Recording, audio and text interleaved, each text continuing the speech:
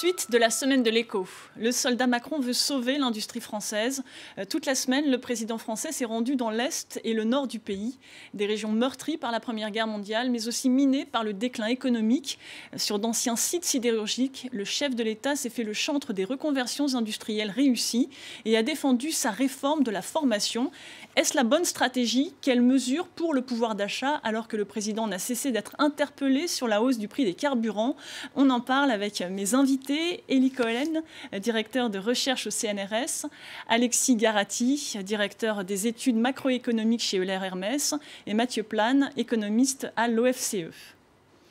Le chef de l'État sur le front économique à Pont-à-Mousson, dans l'Est de la France, il a défendu sa méthode pour sortir l'industrie de l'ornière. Écoutez. Si on explique qu'il faut embaucher à perte dans une entreprise automobile, on peut le faire 6 mois, 1 an, 2 ans, et c'est toute l'entreprise qu'on fermera. Non. On doit accompagner ces mutations, permettre aux entreprises de les faire plus vite et protéger les personnes.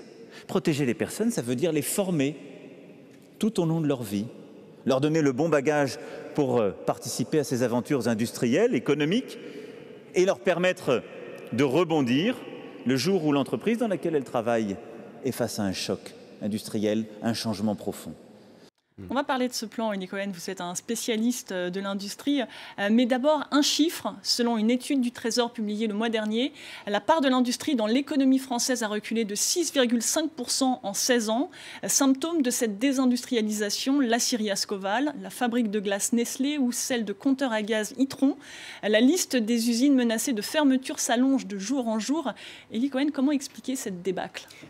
C'est une bonne chose de partir de cet exemple de cette usine d'Ascoval. C'était une filiale de Vallourec. Vallourec est une entreprise qui est champion du monde en matière de conception de tuyaux pour les forages pétroliers, etc. Et il s'est trouvé que Vallourec a été confronté au même moment, 1, à la concurrence chinoise, 2, à la mise en service d'usines nouvelles aux États-Unis et au Brésil au moment où on était en état de surcapacité, et 3, à un moment où Vallourec n'avait plus les moyens d'accompagner cette stratégie. Et donc Vallourec a décidé de céder certaines activités, dont l'aciérie dont on parle, qui a déjà eu un premier repreneur, et elle a décidé également de comprimer ses coûts et de redéployer son système de production. Et il se trouve qu'il y a un repreneur qui a voulu reprendre cette usine, mais en demandant à Vallourec de continuer à participer au capital de l'entreprise et de lui garantir un volume d'achat à un prix privilégié, ce que Vallourec a refusé. Il faut dire que Vallourec, ayant connu des difficultés, l'État est entré dans le capital de Vallourec à travers la BPI, et donc l'État a à la fois approuvé le plan de Vallourec et il le critique aujourd'hui en disant qu'il ne faut pas abandonner cette usine. Et là, l'intervention de Macron que vous citez est tout à fait pleine de bon sens. On ne peut pas obliger Vallourec à investir à perte dans une entreprise en difficulté, sauf à lui demander de se mettre elle-même en péril. Et il dit non. Il ne faut pas aider des entreprises qui risquent de disparaître, il faut plutôt miser sur la formation, sur l'investissement et sur la montée en gamme. Et ça résume bien l'état de l'industrie française. Qu'est-ce qui s'est passé au cours des 20 dernières années? C'est la faute de la mondialisation. Non, on est des champions de la politique industrielle, donc on ne peut pas dire qu'on ne s'intéresse pas à l'industrie. 2, on n'a pas arrêté de faire des plans sectoriels, de créer des organismes spécialisés, etc. Et on constate à l'érosion continue des parts de marché, à l'attrition de l'industrie dans la valeur ajoutée globale dans le PIB et à l'incapacité de rebondir. Et l'explication, elle est toute simple.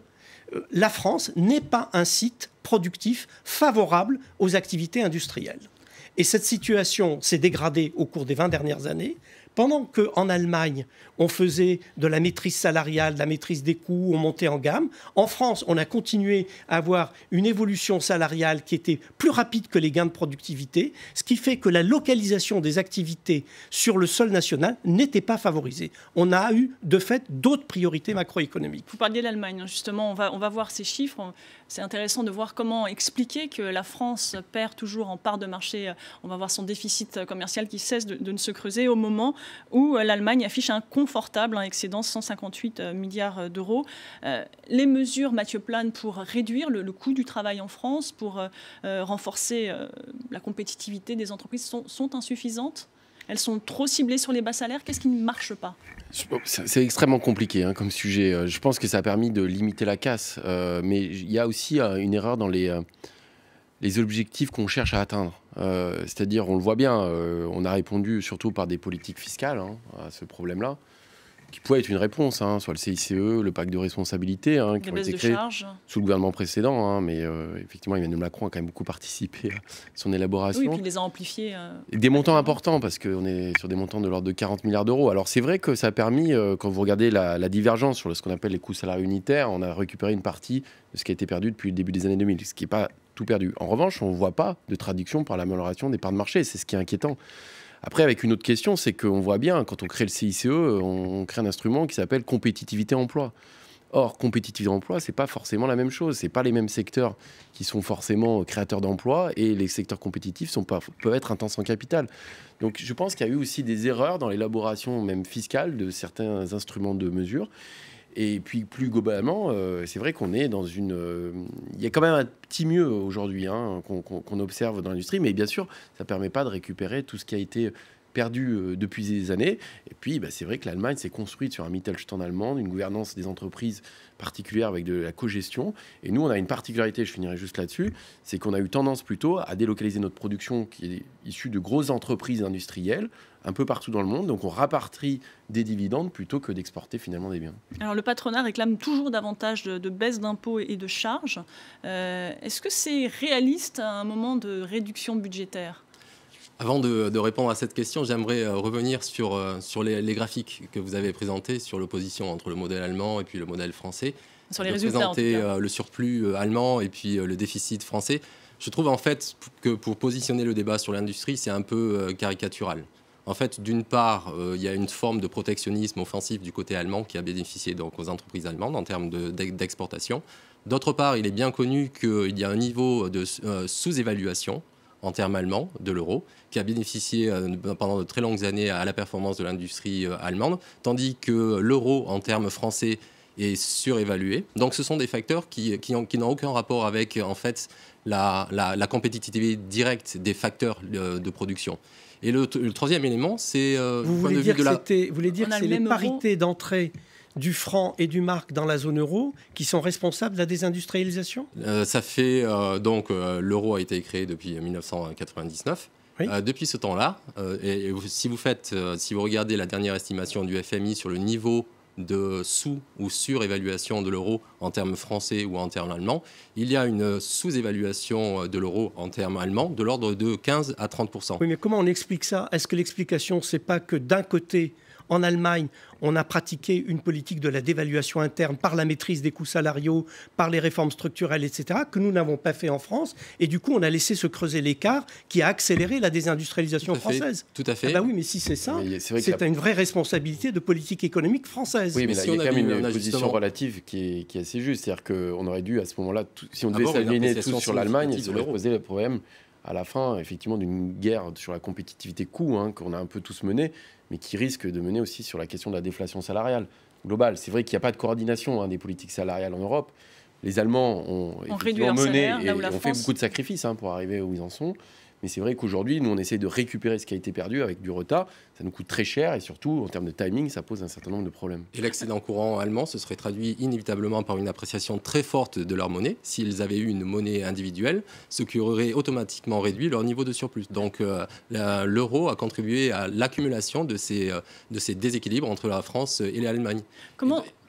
Juste pour finir sur le point de vue de la compétitivité, quand on regarde l'évolution relative des coûts salariaux unitaires entre 2013 et 2017, en fait, les coûts salariaux unitaires français évoluent à un rythme inférieur par rapport au niveau allemand. Donc là aussi, il faut relativiser tous les discours qu'il y a sur la perte de compétitivité ou l'absence de compétitivité de la France vis-à-vis de l'Allemagne. Bien sûr, je ne dis pas que la France est plus compétitive que l'Allemagne, mais je dis qu'il ne faut pas être caricatural dans les comparaisons entre le modèle industriel français et le modèle industriel allemand. Il y a une chose, c'est que la France pêche en matière d'image. Elle a toujours cette image de faire moins innovant, d'être plus moyen de gamme et plus cher. Comment elle peut améliorer cette image ? Le problème de la France est assez simple. Il a été identifié clairement. En gros, nous avons une spécialisation industrielle de type espagnol et on a une structure de prix de type suédois. Donc il y a quelque chose qui ne va pas. C'est-à-dire qu'on fait du bas de gamme cher. Voilà, on fait du bas de gamme cher. Alors de deux choses une, ou on monte en gamme. Et comment ?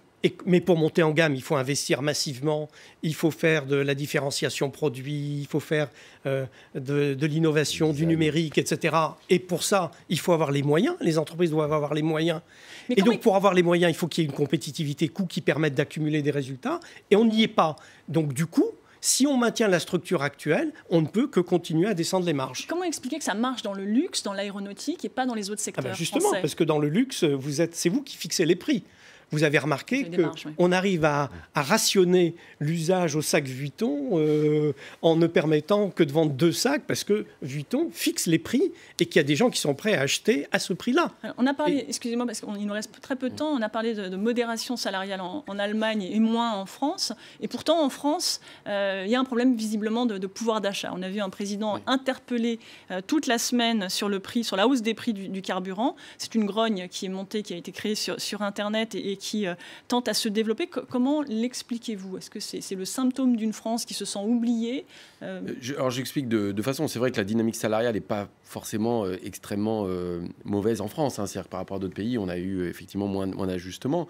Non, ce qui se passe, c'est plutôt par la fiscalité. C'est-à-dire qu'on a eu un choc fiscal majeur sur la période, on va dire, concentrée 2011-2014, qui a quand même amputé énormément le pouvoir d'achat des ménages, globalement. Et là, s'ajoute une chose, c'est-à-dire que même quand ça va mieux, finalement, les choix fiscaux ne sont pas forcément redistribués de façon équitable. C'est vrai qu'il y a des choix et des arbitrages qui ont été faits en début de quinquennat, notamment les fameuses réformes sur la fiscalité du capital en 2018, sur l'ISF, le prélèvement forfaitaire unique, qui a limité les marges de manœuvre par ailleurs. Et en fait, surtout, la séquence fiscale est quand même intéressante, c'est que le début d'année a été marqué par la hausse de CSG et la hausse de la fiscalité sur les hydrocarbures. Au moment où ils baissent la taxe d'habitation et les charges sur le salaire, il y a une impatience qui se crée. C'est-à-dire il y a cette grogne. C'est quoi? C'est une faute politique? Comment expliquer que le gouvernement ne l'ait pas vu? Il y a une mauvaise interprétation de la lecture fiscale. Si vous voulez, aujourd'hui, en deux mots, c'est le triple choc. C'est la hausse du prix du pétrole, il a doublé à peu près en 18 mois. C'est la dévaluation relative de l'euro par rapport au dollar. Et c'est la hausse des taxes massive. Quand vous combinez les trois, en plus avec la non-indexation des retraites, quand vous êtes retraité, vous prenez plein pot tout ça.